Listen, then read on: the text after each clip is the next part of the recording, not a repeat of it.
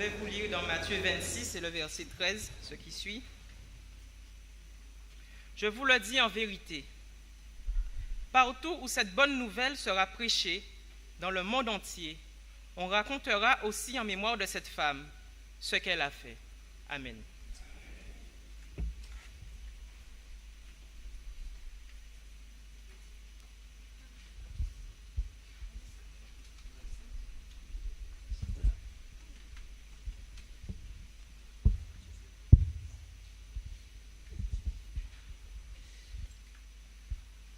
Bon sabbat. Non, je ne vous ai pas entendu.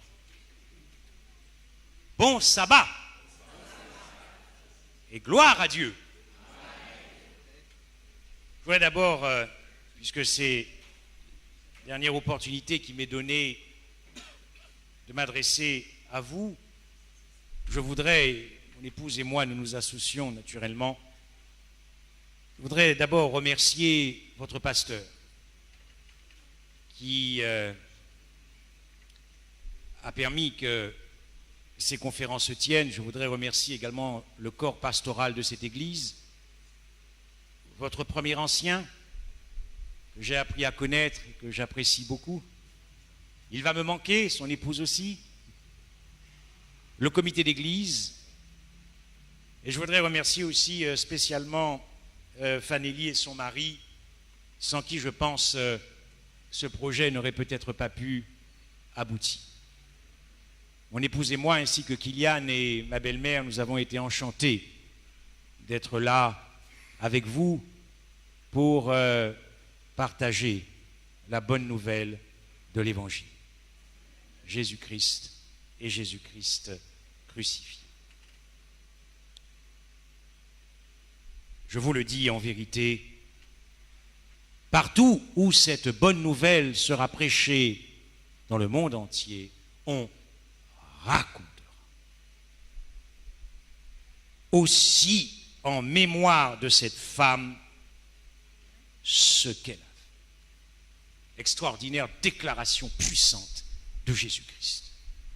On racontera aussi, à travers les siècles, il y a des hommes, des femmes qui ont marqué l'histoire de notre humanité, l'histoire de notre race, des philosophes, des politiciens, des sportifs, des historiens, des hommes religieux. Je pense aux réformateurs, Martin Luther qui a traversé son nom. Songez à ce que Jésus dit lui-même à Abraham. Je rendrai ton nom grand.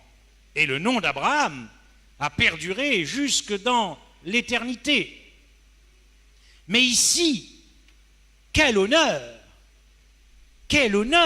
pour cette femme, lorsque Jésus déclarera, je vous le dis en vérité, partout où cette bonne nouvelle sera prêchée dans le monde entier, on racontera aussi en mémoire de cette femme ce qu'elle a fait. Le sujet de ce matin,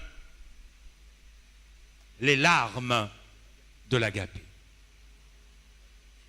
Les larmes d'un amour sans limite. C'est ce qui vous a été chanté, ce chant spécial tout à l'heure. Quel beau chant, quelle belle parole. Un amour sans limite. Un amour en pure reconnaissance, en pure gratitude, en pure reconnaissance du cœur, en pur remerciement. Quand on a compris ce qui s'est passé à la croix et ce que Christ est devenu à la croix. Cela n'est possible que si nous comprenons, contemplons Jésus-Christ et Jésus-Christ crucifié. Dans Matthieu 24, verset 14, Jésus dit « Cette bonne nouvelle du royaume sera prêchée dans le monde entier pour servir de témoignage à toutes les nations, alors viendra la fin. » Et c'est cette même bonne nouvelle, car il n'y a qu'une seule, un seul évangile, que tient l'ange dans Apocalypse 14, verset 6. Et je vis un autre ange qui volait par le milieu du ciel, ayant un évangile éternel. C'est le même évangile dont parle Jésus-Christ. Dans Matthieu 24, verset 14, cette bonne nouvelle sera prêchée dans le monde entier. Alors, si le message des 3 anges est la proclamation de cette bonne nouvelle du royaume, de l'évangile dont parle Jésus-Christ dans Matthieu 24, 14 et donc dans Matthieu 26, verset 13, alors nous devons conclure que l'offrande de Marie de Madeleine est au cœur de la proclamation du message des 3 anges. L'offrande de Marie-Madeleine est au cœur de la proclamation du message des 3 anges. Si cette proclamation universelle de cette bonne nouvelle est liée aussi à ce que cette femme a accompli, nous devons donc considérer que ce que cette femme a accompli est en lien direct avec la proclamation de l'Évangile, car il est écrit, c'est Jésus qui le dit. En vérité, je vous le dis. Vous comprenez pourquoi, après, par la grâce de l'Esprit, vous avoir annoncé l'Évangile de Jésus-Christ pendant cette semaine, vous avoir fait contempler Christ et Christ crucifié, il était impossible pour moi de vous quitter sans vous parler de l'offrande de Marie de Madeleine. Car il est écrit en vérité, je vous le dis. Cette bonne nouvelle sera prêchée, on racontera aussi en mémoire de cette femme. Pourquoi Jésus dit-il cela? L'offrande de Marie-Madeleine prouve la puissance de l'Évangile. L'offrande de Marie-Madeleine prouve l'efficacité de la prédication de la croix dans le cœur d'un homme. Dans le cœur d'un homme. Cette offrande prouve ce que l'Évangile a accompli dans la vie de cette femme.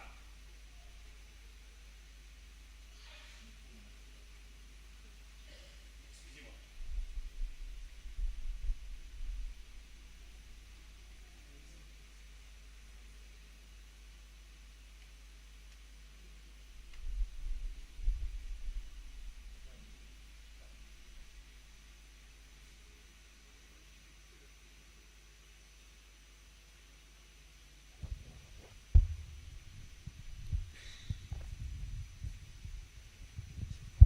Excusez-moi.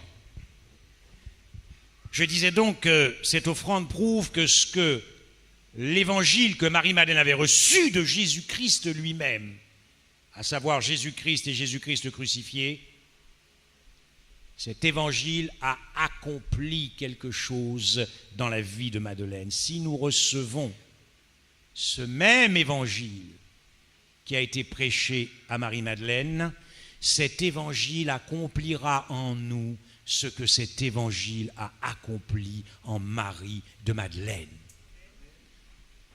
Mes frères et sœurs, ce que l'évangile accomplit dans nos vies et qu'il a accompli en Marie de Madeleine, cette offrande de Marie de Madeleine pour Christ, c'est l'offrande de notre vie pour Jésus-Christ.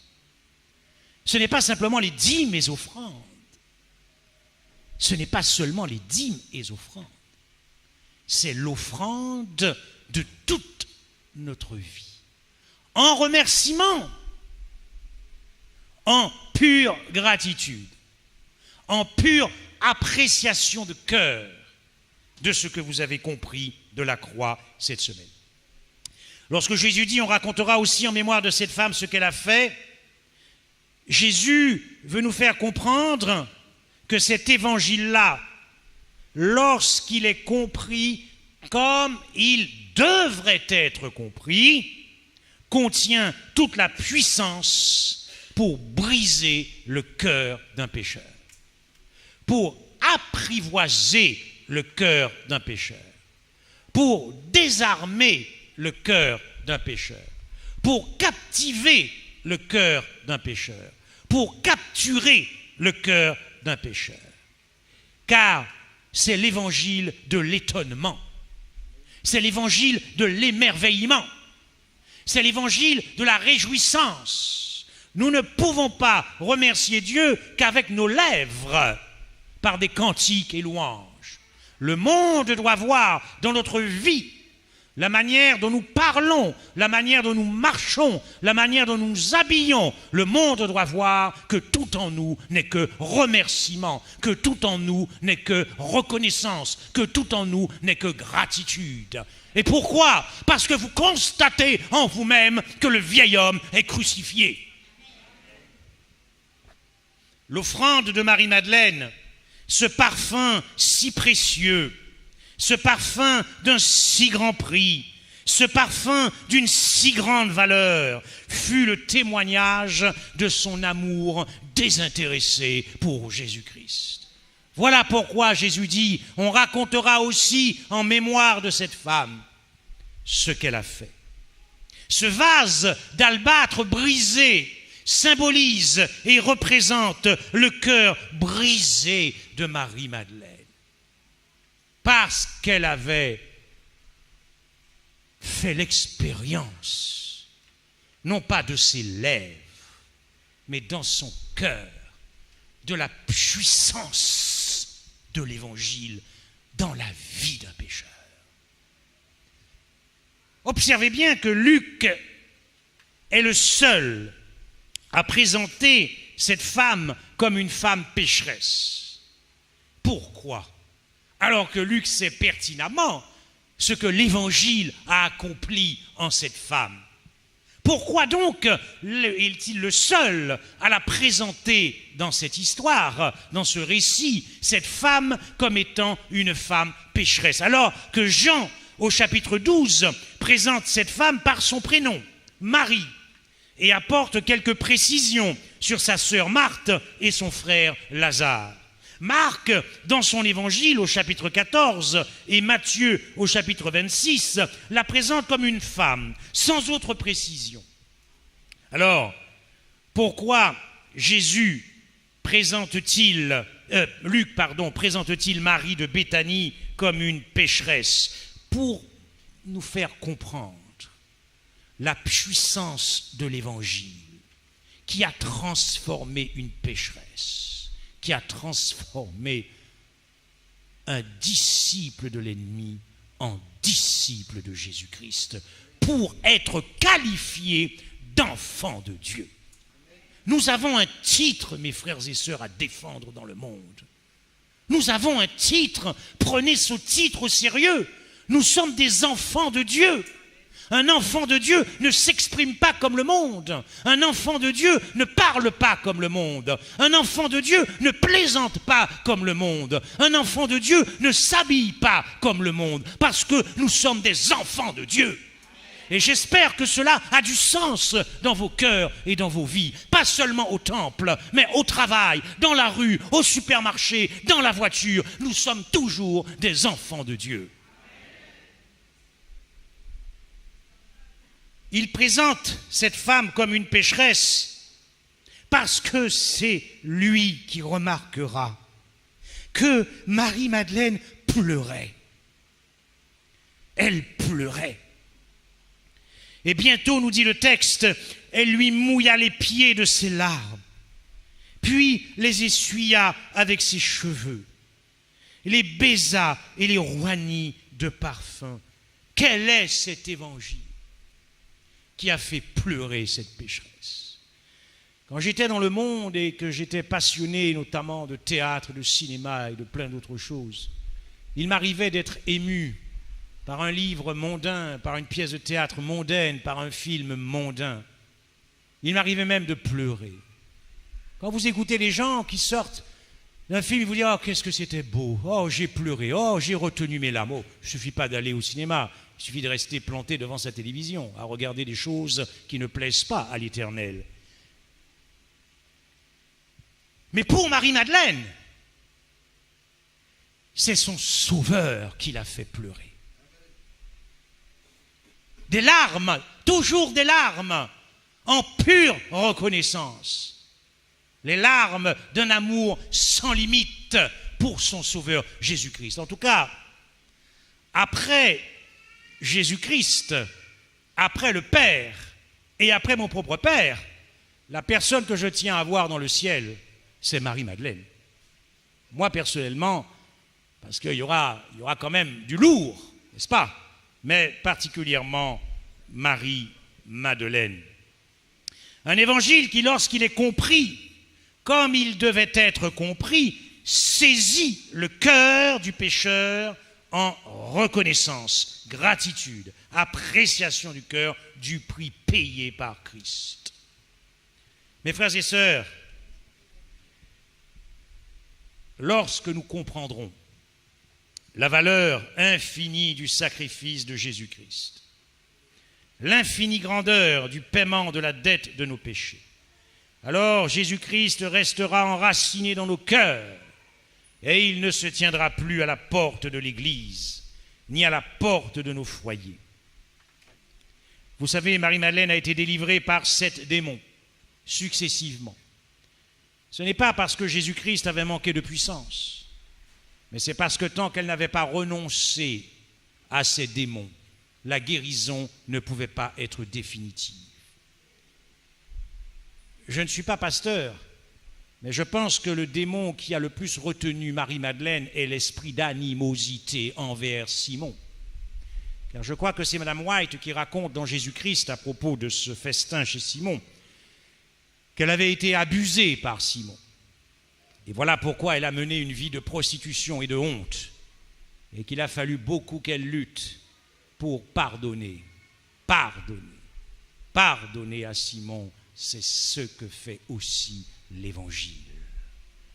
Vous n'avez plus d'ennemis, vous n'avez plus de rancœur, vous n'avez plus de rancune.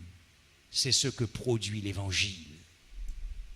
Mais lorsqu'elle a expérimenté ce pardon de Jésus-Christ, lorsqu'elle a expérimenté cette délivrance, elle pouvait dire qu'elle avait trouvé son Sauveur. Mes frères et sœurs, quand nous disons que nous avons un Sauveur, mais que nos caractères n'ont pas été changés, vous n'avez pas encore trouvé votre Sauveur. Parce qu'un Sauveur, il vous délivre, et il nous délivre de nos péchés.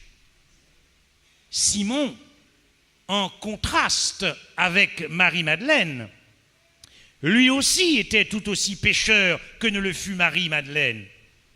Lui aussi avait accepté l'un des rares pharisiens qui publiquement avait accepté Jésus-Christ comme maître et peut-être sans doute à demi-mot comme sauveur. Mais en réalité, Jésus-Christ n'était pas son sauveur parce qu'il n'avait pas été transformé. Son caractère n'avait pas été transformé comme le caractère de Marie-Madeleine. Ses pensées, ses motivations étaient tournées sur les plaisirs du monde.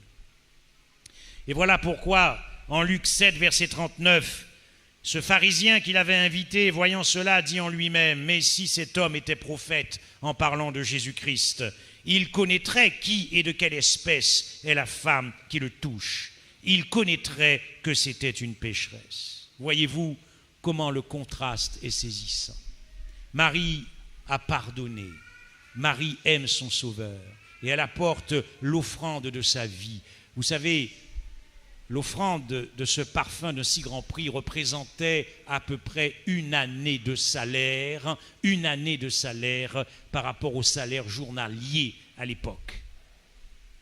Imaginez que vous cassez toute votre épargne de toute une vie, non pas pour acheter une maison, mais pour donner cela à Jésus-Christ en pure reconnaissance. Pour Marie-Madeleine, c'était un vrai sacrifice. C'était vraiment l'offrande de sa vie. Oui, Simon, en invitant Christ, voulait lui aussi, dans sa maison, servir Christ, mais sous forme d'un culte protocolaire, sous forme d'un culte mécanique. Prenons garde que d'année en année, nous ne finissons pas, nous aussi, comme Simon, à offrir à notre Seigneur Jésus-Christ des cultes protocolaires, des cultes mécaniques, parce que nous n'avons pas profité de toutes ces années pour contempler, comprendre et apprécier Jésus-Christ et Jésus-Christ crucifié. Quel est cet évangile aujourd'hui qui fait encore pleurer les adventistes du 7e jour? Quel est encore cet évangile aujourd'hui qui fait encore pleurer ceux qui se disent disciples du Christ? Quel est cet évangile qui est encore présenté dans nos cultes, dans des messages en pure contemplation? Contemplez, contemplez, contemplez, passez votre vie à contempler ce Christ qui a tout payé à la croix. Ne nous contentons pas simplement de le chanter. Prenons la peine de le connaître profondément dans les Écritures. Ne nous contentons pas simplement de le chanter, parce que sinon, cela, pour Dieu, n'a pas de sens. Et encore moins de sens pour vous, sinon simplement se faire plaisir par un chant devant l'Église. Vous vous souvenez que l'une des premières prédications portait sur ce merveilleux passage de Zacharie 12, verset 10. « Alors je répandrai sur la maison de David et sur les habitants de Jérusalem un esprit de grâce et un esprit de supplication. Et ils tourneront les regards vers moi, celui qu'ils ont percé, et ils pleureront. » Oui, mes frères et sœurs, Jésus n'attend que cela, parce que Jésus veut que vous et moi, nous allions plus loin avec lui, au-delà de nos doctrines adventistes. Jésus veut que nous allions au-delà d'une compréhension juste de nos doctrines adventistes. Jésus veut un peuple parce que Marie-Madeleine est le type de l'Église triomphante, c'est-à-dire de l'épouse, car le temps des noces est venu et son épouse s'est préparée. Jésus veut beaucoup plus que nous le suivons au travers de nos doctrines. Combien parmi nous ont été baptisés parce qu'ils étaient convaincus du sabbat? Mais c'est en Christ que nous faisons alliance. C'est en Christ que nous nous baptisons. Jésus veut beaucoup plus que cela maintenant parce que nous sommes la dernière génération. Une génération qui doit vaincre à cause du sang de Jésus-Christ, qui doit vaincre la bête, qui doit vaincre son image, qui doit vaincre son ombre, qui doit vaincre son nom. Nous pourrons vaincre qu'à cause du sang de Jésus-Christ, c'est-à-dire nous vaincrons en pure reconnaissance pour ce qu'il a fait dans nos vies, c'est-à-dire qu'il s'est perdu pour que tu puisses un jour vivre avec lui pour l'éternité. Et Marie-Madeleine pleure aux pieds du Maître. Et c'est encore Marie-Madeleine qui pleure au sépulcre. Jean 20, versets 11 à 16. Cependant, Marie se tenait dehors près du sépulcre et pleurait. Remarquez comment Jean, là encore, précise, elle pleurait comme elle pleurait. Deuxième fois, elle se baissa pour regarder dans le sépulcre et elle vit qu'il y avait 2 anges ici. Et les anges lui dirent « Femme, pourquoi pleures-tu une 3e fois ?» Et elle leur répondit « Parce qu'ils ont enlevé mon Seigneur. » Puis Jésus après lui dit « Mais femme, pourquoi pleures-tu » Dans ce passage très court, en 5 versets, très poignant, c'est le cœur qui parle, c'est le cœur de Marie-Madeleine qui parle. Vous voyez ce que l'Évangile a accompli dans sa vie, elle qui avait été autrefois possédée par 7 démons. Il est fait mention que Marie pleure. Pourquoi ?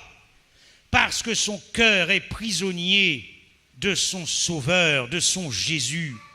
Parce qu'elle est prisonnière de son amour désintéressé pour son Sauveur. Vous voyez,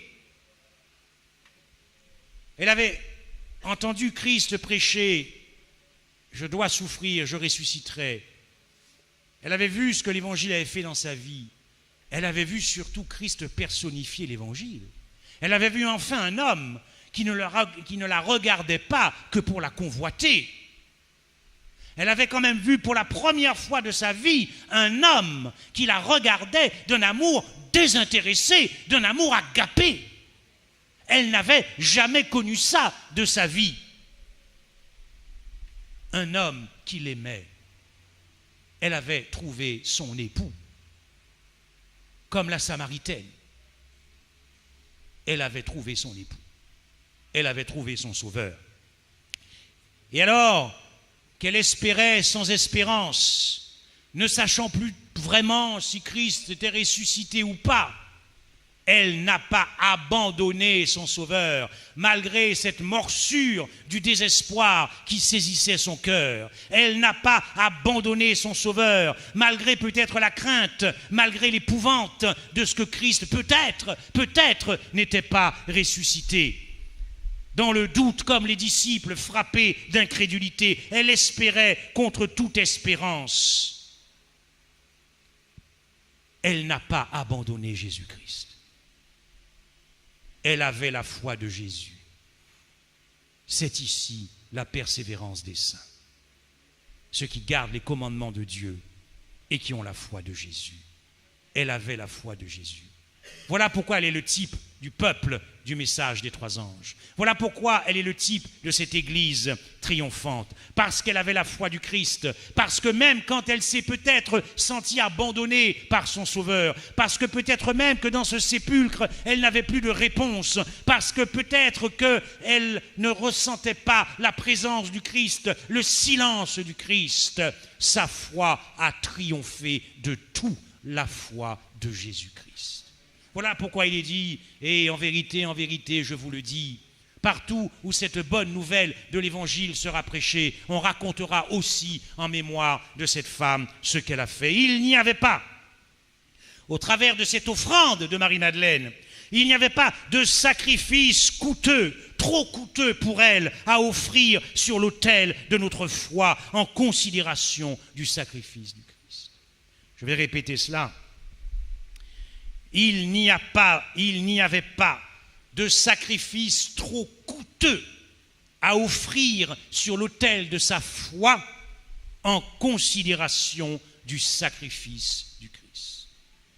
Avez-vous encore dans votre vie, dans la mienne, des sacrifices trop coûteux pour vous donner pleinement à Jésus-Christ au-delà des doctrines adventistes? Oindre la tête de Jésus, le Machia, le roi, et ses pieds, avec un parfum d'une valeur de plus d'une année de salaire, n'était pas un sacrifice trop coûteux pour Marie-Madeleine.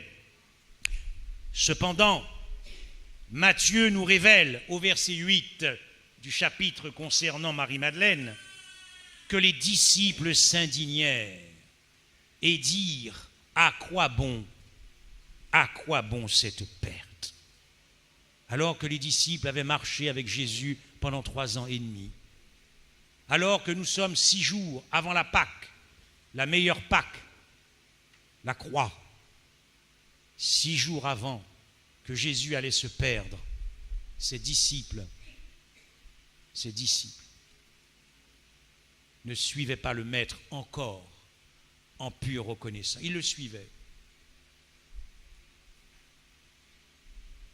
mais pas encore en pure reconnaissance, en pure gratitude, parce qu'ils n'avaient pas encore compris. Marie-Madeleine, oui, Marie-Madeleine, oui. Les larmes de l'agapé, l'amour sans limite de cette femme pour Jésus. Alors, pour les disciples, pour Simon, pour le monde entier, Jésus n'était donc pas digne d'être roi. Il n'était donc pas digne d'être reconnu comme roi. Il n'était donc pas digne d'être reconnu le Messie. À quoi bon cette perte? Jésus n'était pas digne dans le cœur des disciples. Après 3 ans et demi d'enseignement, il a fallu que Jésus-Christ leur ouvrit l'esprit. Voyez comment l'ennemi ne veut pas que vous et moi nous puissions contempler la croix. Il ne veut pas. Il ne veut pas entendre parler de prédication sur Jésus-Christ et Jésus-Christ crucifié. Parce qu'il sait que lorsque le cœur d'un pécheur est reconnaissant et qu'il vit sa relation avec Jésus au-delà de nos doctrines adventistes en pure reconnaissance, il est vaincu. Il est vaincu. Amen. Il est vaincu. Il est vaincu. Et il est vaincu dans ta vie et il est vaincu dans la mienne. Voilà pourquoi il ne veut pas que nous prêchions alors que c'est précisément pour cela que nous avons été appelés à l'existence, pour proclamer l'évangile éternel, le même évangile que Marie-Madeleine a reçu. Mais regardez ce Jésus extraordinaire, les valeurs de la croix. Parce que quand je dis le contraire, il faut les valeurs de la croix. Observez bien cela. Jésus va se perdre. Il va perdre son Père. Il va devenir ce que nous avons vu. Il va devenir pécheur, péché à la croix, à cause de nous, pour nous sauver. Et il ne comprend pas que ses disciples n'ont aucune reconnaissance. Mais aucun reproche. Waouh! Mais ça, c'est fort, ça. Valeur de la croix. Donner de la dignité à ce qui est indigne. Donner de la dignité à vos ennemis. Donner de la dignité à vos ennemis, c'est une valeur de la croix, parce qu'à la croix, il t'a redonné ce que tu avais perdu. Les valeurs de la croix, songez-y que c'est l'animosité qui a été crucifiée, que c'est la rancœur contre un frère avec lequel je ne dis plus bonjour depuis 10 ans, alors que je suis assis dans le même temple que lui. Alors, contemplez la croix, afin que ces valeurs puissent vivre en nous, comme ces valeurs ont vécu dans la vie de Marie-Madeleine. Mais observez ceci. Jésus-Christ n'a fait aucun cas de cette absence de reconnaissance. Quel homme extraordinaire. Jésus-Christ, alors que nous, il nous faut si peu pour nous irriter, pour une contrariété. C'est comme ça que je suis. C'est mon caractère. C'est comme ça que je suis. Je suis comme ça. C'est apprendre à laisser. Cet homme n'a pas contemplé Christ. Cet homme n'a pas compris la croix. Cet homme n'a pas été transformé. Mais cet homme vous dira, c'est mon sauveur. Non, ce n'est pas son sauveur. Jésus sauve. Un sauveur sauve. Il n'a fait aucun cas de cette absence de reconnaissance. Il a ignoré ce manque de gratitude. Combien de fois dans les départements, non, je ne peux pas accepter parce que je ne m'entends pas bien avec le frère. Ça ne se passe. Mais regardez Jésus-Christ, contemplez. Si nous ne contemplons pas, nous ne serons jamais transformés. Il n'y a pas de mystère, mes frères et sœurs. C'est dans la contemplation de Jésus-Christ. À force de le contempler, chaque jour, retenez une seule chose de mon passage ici. Apprenez chaque jour à contempler Jésus-Christ et Jésus-Christ crucifié. Et vous verrez comment le Saint-Esprit n'aura aucune difficulté à transformer vos cœurs et le mien. Alors, il a ignoré ce manque de gratitude.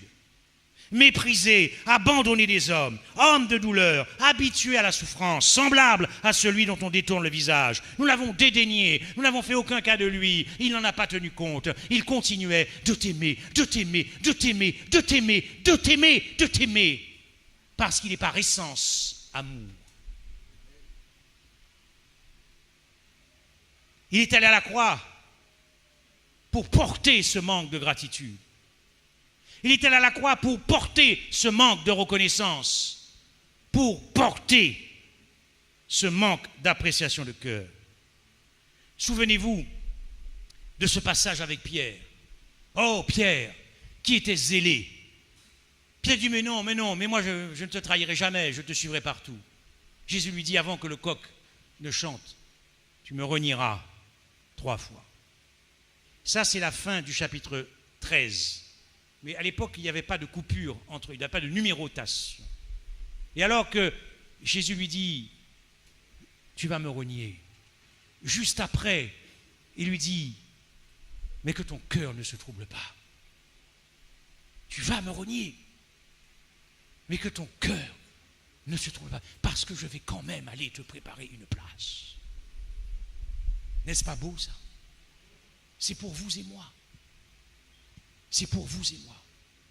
Jésus se battra jusqu'à la fin pour être ton sauveur, afin que l'évangile que Marie-Madeleine a reçu puisse produire en nous les mêmes transformations que Marie-Madeleine. Ce parfum qui s'était répandu dans la pièce où se trouvaient les invités lorsque le vase d'albâtre fut brisé était en vérité la représentation de la vie de Jésus qui se répandait pour l'humanité lorsque son corps fut brisé à la croix. Dans Jésus-Christ de Madame White, à la page 559, il est dit ceci: l'offrande du Christ devait abonder suffisamment pour atteindre toute âme créée par Dieu. Il n'était pas question de la restreindre au nombre de ceux qui accepteraient le don précieux. Oui, Jésus vit dans cette offrande de Marie-Madeleine, il vit l'offrande de son propre corps pour te sauver, pour sauver l'humanité en pure perte, en totale perdition, pour sauver la race humaine. En vérité, je vous le dis. Et partout où cette bonne nouvelle sera prêchée, on racontera aussi en mémoire de cette femme ce qu'elle a fait. Jésus y vit le sceau de son immolation au travers de cette offrande de Marie-Madeleine. Les larmes d'amour d'une épouse qui se languit de la venue de son époux. Jésus lui dit: mais femme, pourquoi pleures-tu? Qui cherches-tu? Elle se retourna et lui dit en hébreu: Rabouni, maître. Elle se retourna et, pensant que c'était le jardinier, elle lui dit en pleurant: où l'avez-vous mis? Celui que j'aime, mon sauveur, où l'avez-vous mis? Où as-tu mis Jésus-Christ dans ta vie, excepté le jour du sabbat?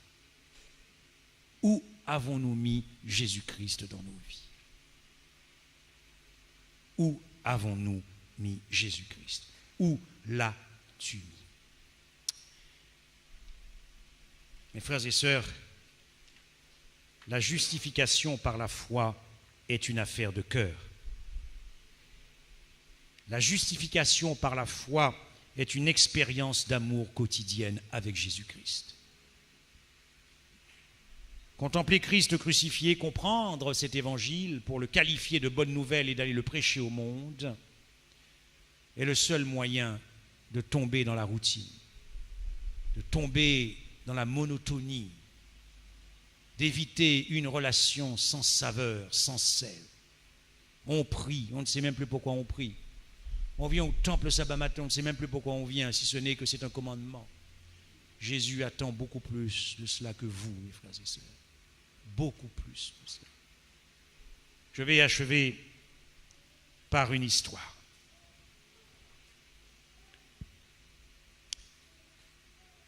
C'est un enfant. Il a 4 ans, 5 ans. Il s'appelle Christopher. Et il connaît sa petite voisine qui s'appelle Mélanie. Ils grandissent ensemble. Et puis, dans l'adolescence, il commence à éprouver des sentiments pour Mélanie. Elle était son amie de toujours, depuis tout petit, depuis la maternelle, le collège, le lycée. Et puis, arrivé à l'âge de 25 ans, ils vont se fiancer. Et à l'occasion de ces fiançailles, il va lui faire un très très beau cadeau. Il va lui offrir un voyage dans un pays lointain, parce que sa fiancée est aveugle. Et il a entendu parler d'un chirurgien qui, à l'aide de greffes, permettait ainsi aux aveugles de retrouver la vue. Il est heureux. Il a pour cette femme cet amour sans limite. Et il, lui aussi, a fait le sacrifice de sa vie à 25 ans pour réunir tout cet argent pour que sa fiancée puisse un jour retrouver la vue. Elle s'en va dans ce pays lointain. Au début, il y avait des échanges de courriers, et puis le temps est arrivé de l'hospitalisation et de l'opération, qui a été un succès. Elle retrouve la vue. Mais la première personne qu'elle voit quand elle retrouve la vue, c'est ce chirurgien qui l'a opéré. Et elle va tomber amoureuse de ce chirurgien.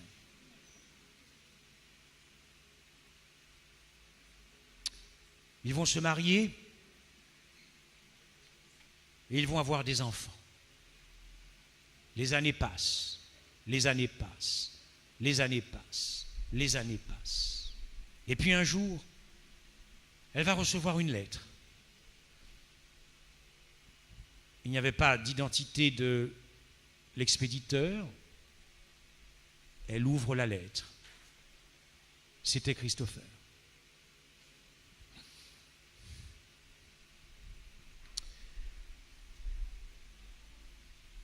Elle lit le courrier, beaucoup de tendresse dans le courrier.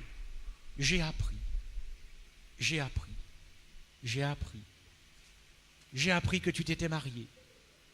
J'ai appris que tu avais des enfants. J'ai appris que tu étais heureuse. Et puis après, dans la conclusion de la lettre, il va dire « Qu'as-tu fait de tes promesses ? Qu'as-tu fait de tes promesses ?» Et il ajouta « Prends soin de tes yeux, car ce sont les miens. Prends soin de tes yeux, car ce sont les miens. » Son cœur pleura, d'un torrent de larmes. Son cœur pleura. Elle sentit qu'elle avait, pour la première fois de sa vie, de la reconnaissance, de la gratitude, une réponse de son cœur. Remercie. Elle décida sur le champ de retrouver celui qui avait donné ses yeux pour elle.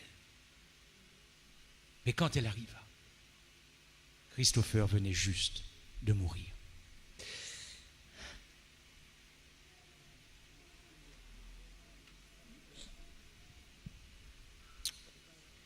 Mes frères et sœurs,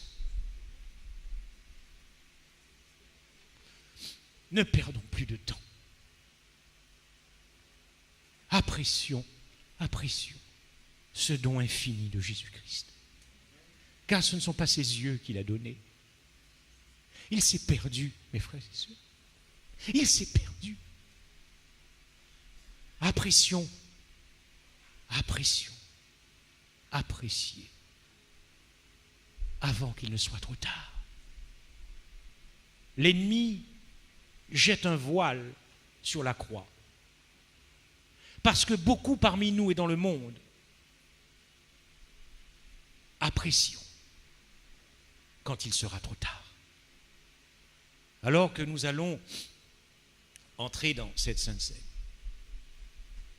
prenez le temps, afin que ce ne soit pas une Sainte Seine de plus, afin que nous ne soyons pas dans le protocolaire et la mécanique, simplement parce que Dieu nous a demandé. Appréciez du fond du cœur ce don de Dieu. Et vous verrez que la vie est tellement heureuse avec Jésus-Christ. Amen.